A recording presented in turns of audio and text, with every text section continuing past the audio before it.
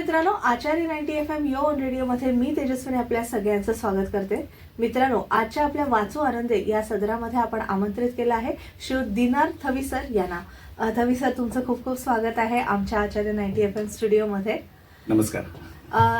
आपल्या कॉलेजचे सर प्राध्यापक आहेत, अकाउंट्स हा विषय ते शिकवतात आणि पण त्यांना साहित्याचीही फार आवड आहे, तर म्हणून त्यांचं वाचनही असं प्रगल्भ आहे. तर त्यांच्या आवडीचं पुस्तकाविषयी आज आपण जाणून घेणार आहोत. तर थवी सर, मला सांगा, तुमचं कुठलं आवडतं पुस्तक आहे? म्हणजे खरं तर बरीच पुस्तकं तुमच्या आवडीची असतील, पण त्यातलं तुम्हाला जास्ती भावलेलं पुस्तक कुठलं आहे? मी दोन प्रकारचं वाचन करतो. एक तर कादंबऱ्या वाचन करतो आणि सायन्स फिक्शन या मोड मधली मी बरीचशी मराठी पुस्तकं जी आहेत ती वाचतो. उदाहरणार्थ अच्युत गोडबोलेंचं आहे. आणि या सगळ्यामध्ये मला एकदम भावलेलं पुस्तक जे आहे ते डॉक्टर सुरेशचंद्र नाडकर्णी यांचं पृथ्वीवर माणूस उपराज. अच्छा. याचा अर्थ की पृथ्वीवरती माणूस जो आहे हा माणूस हा इथला मूळ निवासी नसून तो कोणत्या तरी परग्रहावरून आला असावा अशा पद्धतीची संकल्पना आहे या पुस्तकामध्ये मांडली गेलेली आहे. अच्छा.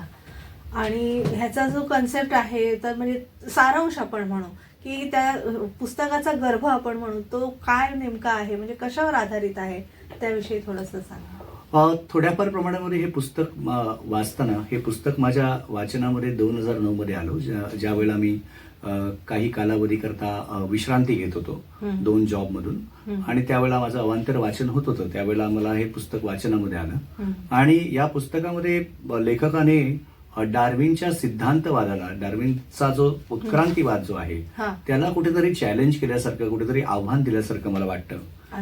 कारण की आणि ही जी हे जे पुस्तक जे आहे हे पुस्तक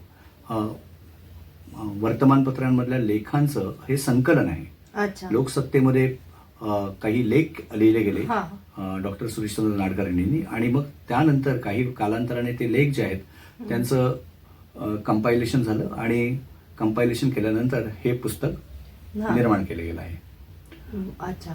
आणि काही त्यातला संदर्भ म्हणून आपण काही वाचून दाखवू शकाल का? हो, नक्कीच नक्कीच.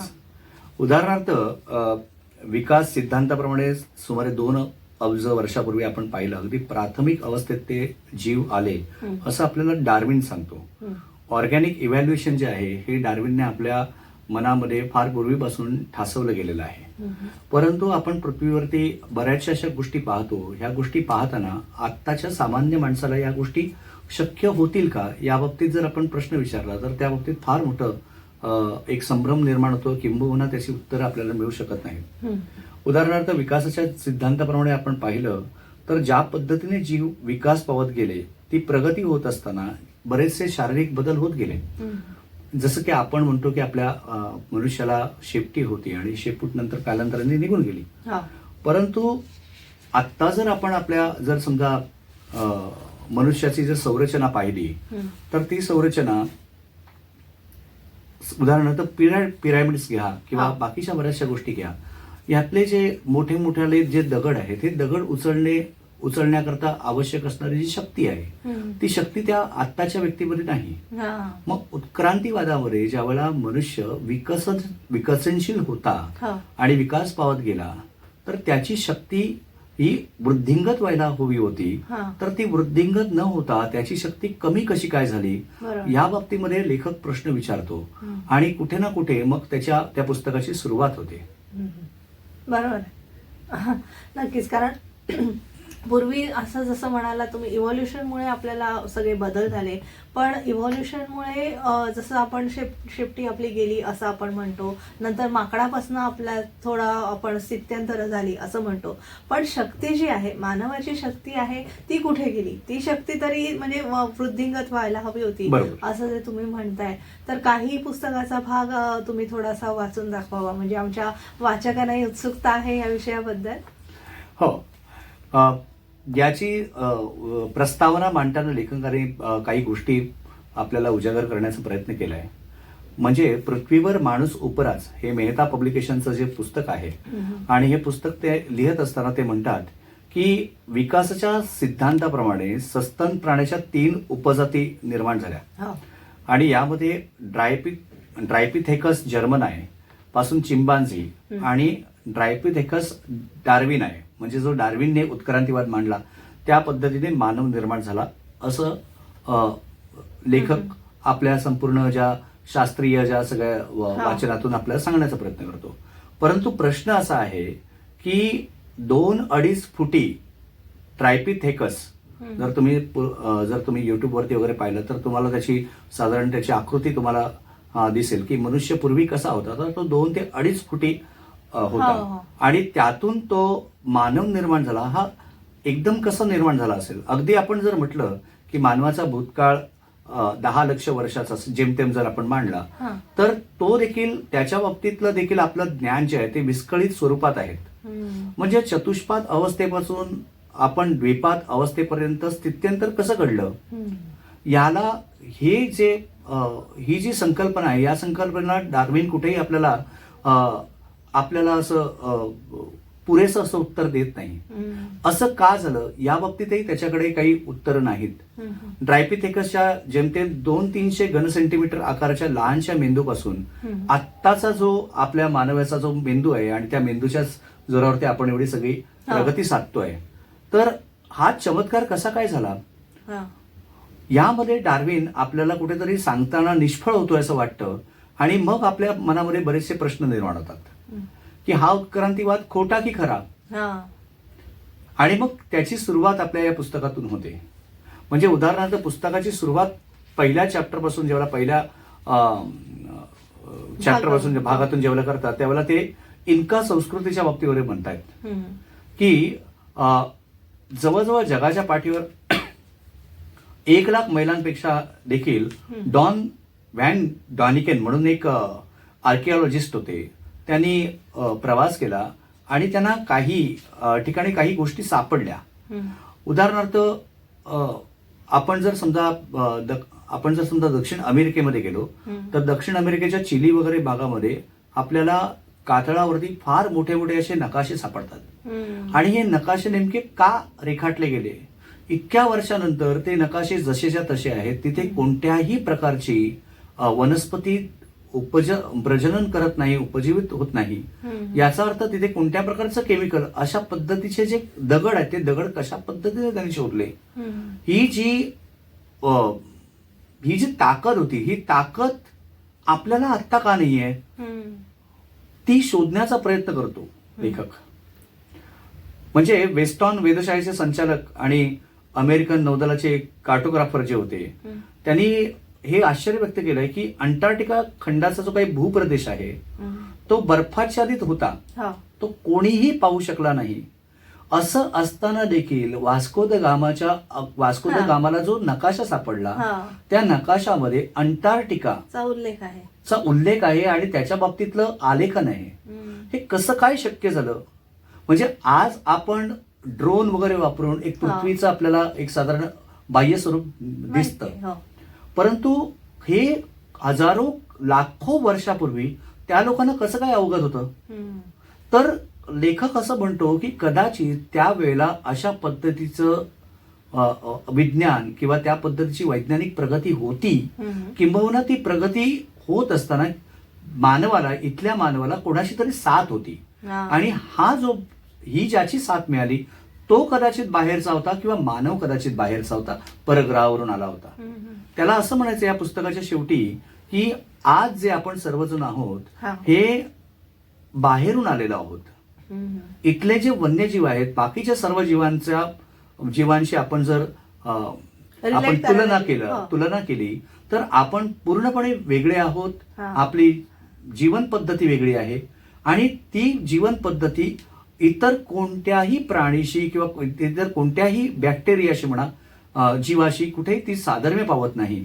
आणि त्यामुळे लेखक जेव्हा या पुस्तकाचं जेव्हा समाप्ती करतो त्यावेळेला समाप्ती करताना तो वाचकांना हा प्रश्न विचारतो की तुम्ही देखील या बाबतीत काही ना काही प्रश्न विचारा लोकांना, कारण की त्यातून कदाचित आपल्याला उत्तर सापडू शकते. खरंच हा संशोधनाचा खरं तर विषय आहे. पण मला पण असं वाटतं डायनोसॉर सारखा जो प्राणी होते तर ते प्राणी आता नाहीयेत किंवा ते जसे अंतर्धान पावले तसं पण थोडंसं झालं असू शकतं, नाही का? हो, असेल ना. मग त्यावेळेला ज्यावेळेला माणसं जर सर्वजण हा पूर्णपणे इव्हॉल्व झाली होती. इव्हॉल्व्ह झाली होती किंवा हा. जर ती समजा पूर्णपणे कायमची नष्ट झाली, हा. तर त्यानंतर पुन्हा मानवाची निर्मिती ज्यावेळेला हा. होते त्यावेळेला ती कशा पद्धतीने निर्माण झाली, कारण की इथूनच डार्विनचा सिद्धांतवाद कुठेतरी आपल्याला दुटप्पी वाटतो. अच्छा. कारण एक आपण असं म्हणतो की अशी एक सिद्धांत मांडला गेलाय किंवा अशी एक थिअरी मांडली गेली आहे की एक मोठा धूमकेतू आला आणि तो हो. एक तो जमिनीवरती आपल्या पृथ्वीवरती आदळला आणि त्यानंतर असलेली सगळी जी जीवसृष्टी होती ती लोप पावली. हम्म. परंतु ती लोप पावल्यानंतर ही जी सगळी जी स्थानं आहेत हा. ती स्थानं का नाही नष्ट झाली? अच्छा, ती कुठली कुठली स्थान आहे? उदाहरणार्थ आता आपल्याला जर समजा या पुस्तकामध्ये बरंचसं चित्रीकरण केलेलं आहे. हा. वा. उदाहरणार्थ खुफूचा ग्रेट पिरॅमिड आहे, हा. तो अर्थात नंतर आलाय. हम्म. म्हणजे हे सगळं डायनासोर्स वगैरे गेल्यानंतरचे उल्लेख आहे. हा. खुफूचा पिरॅमिड असेल हा. किंवा त्याच पिरॅमिडमध्ये काही शवपेटिका आढळल्या, त्या शवपेटिकेमध्ये केलेलं चित्रीकरण असेल किंवा काही चौथरे असतील, तर चौथऱ्याच्या बाजूला निर्माण केलेल्या काही मानवाच्या आकृती असतील.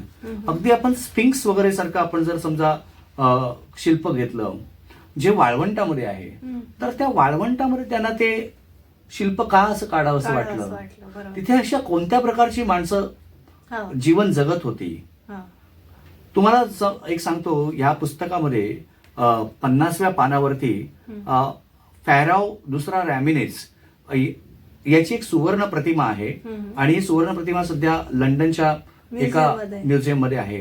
आणि त्या राजाच्या जो मुकुट असतो त्या मुकुटावरती वर्तुळाकृती चंद्र आहे आणि 2 अँटेना आहेत. अच्छा. आता जर आपण समजा परग्रहावरची जर समजा एखाद्या मानवाची परग्रहावरच्या जीवाची ज्यावेळेला संकल्पना करतो त्यावेळेला आपण लहानपणापासून पाहिलं असेल त्याला 2 अँटेना वगैरे असतात. हा. हा. कुठेतरी याचं साधर्म्य कुठेतरी त्याला कोरिलेशन तर नाही ना? तसंच पिरॅमिडच्या गाभामध्ये आपण जर पाहिलं तर एका ठिकाणी किरणोत्सर्ग जाणवतो. म्हणजे शास्त्रज्ञ तिथे गेले आणि त्यांना लक्षात आलं की किरणोत्सर्ग आहे. अच्छा. आणि त्या किरणोत्सर्गामुळे तिथल्या ज्या ममीज आहेत त्या ममीज प्रिझर्व झालेल्या आहेत. हा. तर ही हे जे तंत्रज्ञान होतं हे तंत्रज्ञान कसं काय विकसित गेलं आणि इतक्या हजारो वर्षांनंतर, कारण आपण जर समजा असं म्हटलं की तो जो धूमकेतू आदळला त्यानंतर मानव जर निर्माण झाला, तर मानवाने हे सगळं जे ज्ञान जे संपादित केलं ते पुढच्या पिढीला का त्यांनी दिलं गेलं नाही? कुठेतरी तो असा एक मोठा कुठेतरी त्याचा एक मध्ये असा गॅप आहे. ती दरी आहे आणि ती दरी दिसत नाही. आणि त्यामुळे लेखकाला असं म्हणायचं, लेखक अगदी आपण असं म्हणूया की अत्यंत अशा धाडसी हे करतो, स्टेटमेंट करतो की आपला जो मानव आहे हा मानव परग्रहावरून आलेला आहे. अच्छा.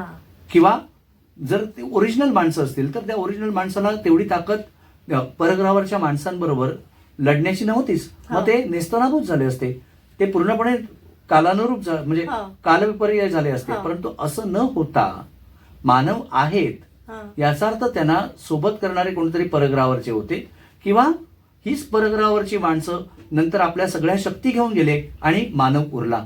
हा.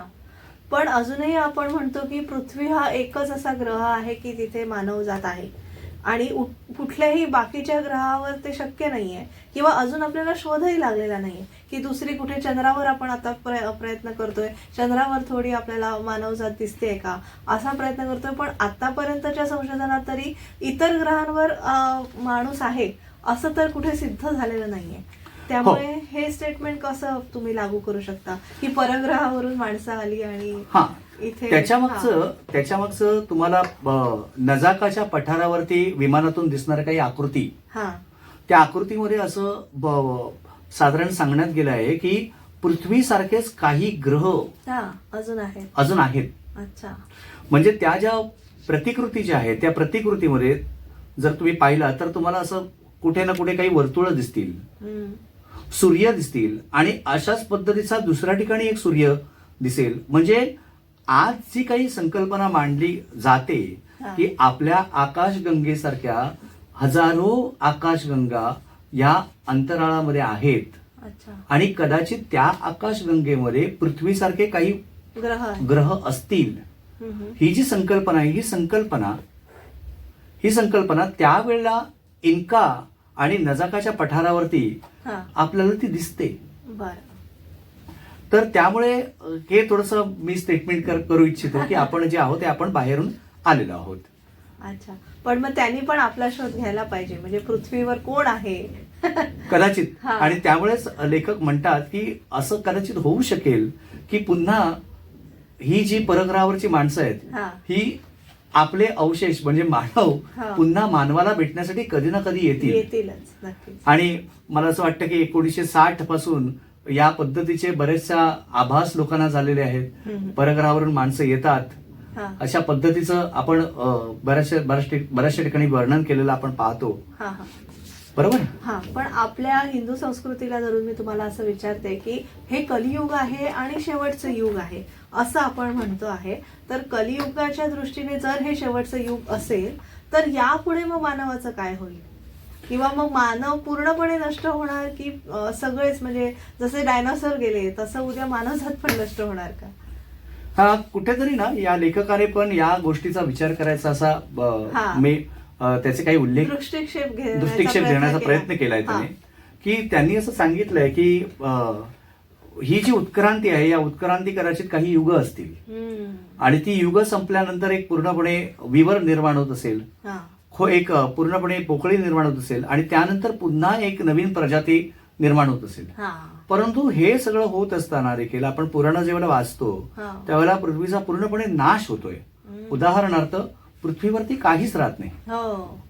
मग आपण स्वर्गलोकीच्या देवदेवता आपण जर पाहिल्या दिव्य विमानामध्ये बसून पृथ्वी तलावरती अवतीर्ण होत होत्या. काही काळ पृथ्वीवरती वास्तव्य करून राहत होत्या. बरोबर. आणि अशा पद्धतीची काही विमानं रेखाटली गेलेली आहेत. म्हणजे पुराणातले काही उल्लेख संदर्भ जे आहेत ते संदर्भ देखील आपल्याला ब्राझील मधल्या रिओ दी जानेरो जवळच्या पेट्रा दे गावी या डोंगराच्या शिखरावरती दिसतात आपल्याला. म्हणजे तुम्हाला बऱ्याच वेळा आणि काही गोष्टी अगदी अचाट आहेत, अजब आहेत. म्हणजे स्पिंक्स सारखी जी प्रतिकृती जी आहे ती वाळवंटामध्ये दिसते सहाराच्या, तशीच प्रतिकृती आपल्याला ब्राझीलच्या या रिओ दी जानेरो वरती देखील भेटते. ग्रीस मधली असलेली संस्कृती आणि आपली हिंदू संस्कृती ही बरीचशी साधर्म्य पावते. आणि ग्रीसमधल्या संस्कृतीमध्ये देखील अशा काही युगांचा आपण उल्लेख पाहतो. मग ते असं म्हणतात की असे जर युग असते तर हे सगळं संपलं असतं. याचा अर्थ कलियुगाची सुरुवात कदाचित तेव्हापासून झाली असेल किंवा सत्ययुग संपून कलियुग ज्यावेळेला चालू झालं त्यावेळेचा तो भाग, त्यावेळेची ती वेळ असेल, तो कालावधी असेल आणि त्या कालावधीमध्ये कदाचित हे देवी देवता तर आले नाहीत ना, असा ते प्रश्न विचारू इच्छितात. मग देवी देवता म्हणजे कदाचित अशा देवता ज्यांच्याकडे अत्यंत जास्त शक्ती आहे आणि त्या शक्तीचा उपयोग जो आहे तो वेगवेगळ्या प्रकारे करतात. म्हणजे आपण पाहतो की प्रत्येक देवतेला एक वेगवेगळी शक्ती प्रदान केलेली आहे. तर ते असं विचारू पाहतात वाचकांना की आपण जे देवी देवता ही जी संकल्पना मांडतो ज्यांच्याकडे अचाट आणि अपार शक्ती आहे आणि त्यांना आपण पूजतो, कदाचित हे सगळे देवी देवता हे ती लोक तर नाहीत ना जी परग्रहावरून आली, ज्यांच्याकडे अचाट शक्ती होती, ज्यांनी पिरामिड्स बनवले, ज्यांनी सूर्य मंदिरासारखे मंदिरं बनवली, बरोबर, ज्यांनी मोहनजोदडो सारखी संस्कृती स्थापन केली, ही ती तर लोक नाहीत ना, असं ते प्रश्न विचारतात.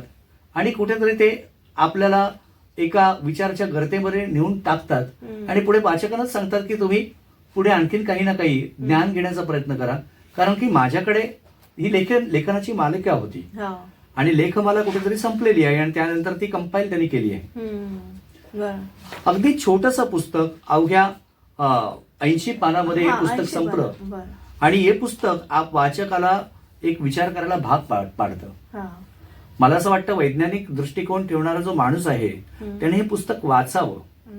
आणि मी तर म्हणेन जे वेगवेगळ्या ठिकाणी भेट देतात त्यांनी त्या वेगवेगळ्या ठिकाणी भेट देताना असा वैज्ञानिक दृष्टिकोन ठेवायला पाहिजे. हा.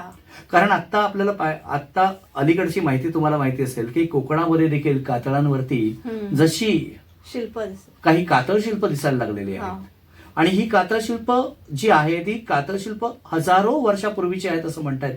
म्हणजे एक कातळ शिल्प तर जवळजवळ 90,000 वर्षापूर्वीचं आहे. हा.